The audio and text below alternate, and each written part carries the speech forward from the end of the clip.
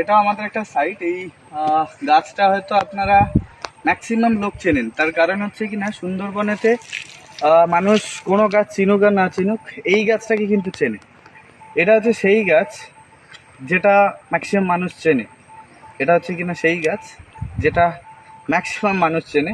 আমি বারবার এই কারণেই বলতেছি, তার কারণ এটা হচ্ছে কিনা কেওড়া গাছ। সো কেওড়ার ফল সবে আসা শুরু হয়েছে, কিন্তু সমস্যা হচ্ছে কিনা এই কেওড়া গাছগুলো সাইডে আমরা কমই প্লান্ট করি এই কারণে, তার কারণ মানুষ কী কারণে কেওড়া পাড়তে এসে, দেখুন এখানে গাছটাকে হচ্ছে ভেঙে, এই কেওড়া পাড়তে এসে এইভাবে করে ভাঙে। তো এটা একটা সবচেয়ে বড় সমস্যা। অন্য গাছগুলো তোর ফল পাওয়া যায় না, যে মোটামুটি হচ্ছে কিনা গাছগুলোকে নষ্ট করবে, কিন্তু এই গাছে যেহেতু ফল হয়, ইভেন এটা অনেকে চাটনি করে খায়, অনেকে এটা থেকে হচ্ছে বিভিন্ন রকমের টক করে খায়।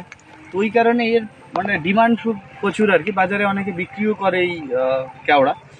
তো ওই কারণে, তবে যারা এদিকে আসেন আপনারা কেওড়া পাড়তে হলে পারুন, অসুবিধা নেই, আমরা না বলি না, কিন্তু এইভাবে ডালমালগুলো ভাঙবেন। Thank you.